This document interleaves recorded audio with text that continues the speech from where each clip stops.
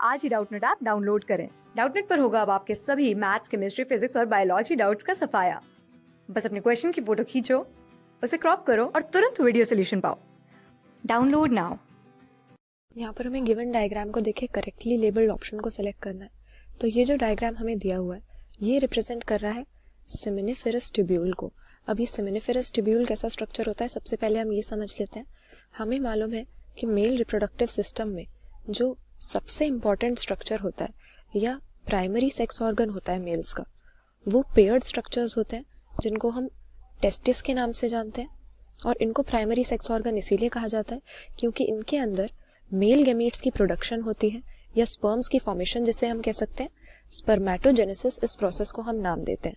तो टेस्टिस का अगर हम स्ट्रक्चर देखें तो हर टेस्टिस में कई सारे कंपार्टमेंट्स बने हुए होते हैं और टेस्टिस के अंदर बने हुए इन कंपार्टमेंट्स को हम टेस्टिकुलर लोब्यूल्स कहते हैं।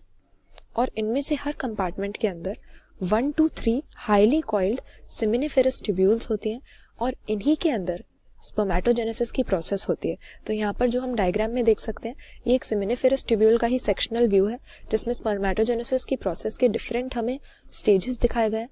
तो सबसे पहले जो सेमिनिफेरस ट्यूब्यूल है उसके अंदर दो तरह के सेल्स होते हैं। एक होते हैं हमारे जर्म सेल्स जिनको हम स्पर्मेटोगोनिया बोलते हैं। जर्म सेल्स मतलब वो सेल्स जिनमें से गैमीट्स की फॉर्मेशन होगी। तो स्पर्मेटोगोनिया जर्म सेल्स हो जाते हैं, यानी आगे जाकर स्पर्म्स इन्हीं में से बनेंगे। और दूसरी तरह के जो सेल्स प्रेजेंट होते हैं सेमिनिफेरस ट्यूब्यूल में वो हो जाते हैं हमारे पास सर्टोली सेल्स। तो इन दोनों की हमने लेबलिंग कर दी। अब देखते हैं कि इन स्पर्मेटोगोनिया से किस तरह से स्पर्म्स की फॉर्मेशन होती है।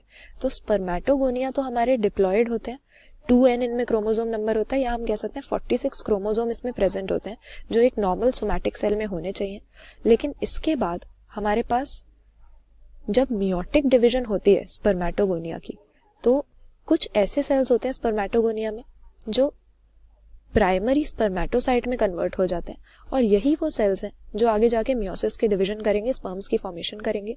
तो यहाँ पर जो हमने डी लेबल किया हुआ है ये हमारा प्राइमरी स्पर्मेटोसाइट हो जाएगा जो कि वो जर्म सेल्स हैं जो मियोसिस की प्रोसेस आगे जाकर करेंगे। तो अभी इस लेवल तक भी ये डिप्लॉयड ही है क्योंकि ये मियोसिस की प्रोसेस के लिए रेडी है, लेकिन मियोसिस अभी हुई नहीं है, रिडक्शनल डिवीजन हुई नहीं है।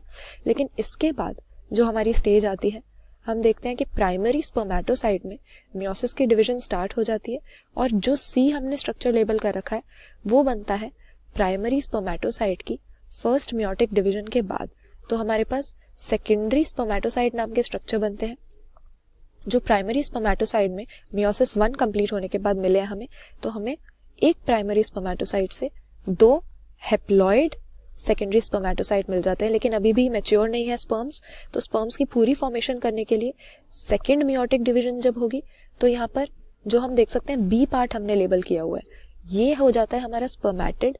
और स्पर्मेटिड की फॉर्मेशन कैसे हुई है, जब सेकेंडरी स्पर्मेटोसाइट में दूसरी मियोसिस 2 कंप्लीट होती है तो हमें 4 हैप्लॉइड स्पर्मेटिड्स मिलते हैं। लेकिन ये स्पर्मेटिड्स होते तो स्पर्म जैसे ही हैं पर कंप्लीटली मैच्योर गैमीट ये नहीं होते।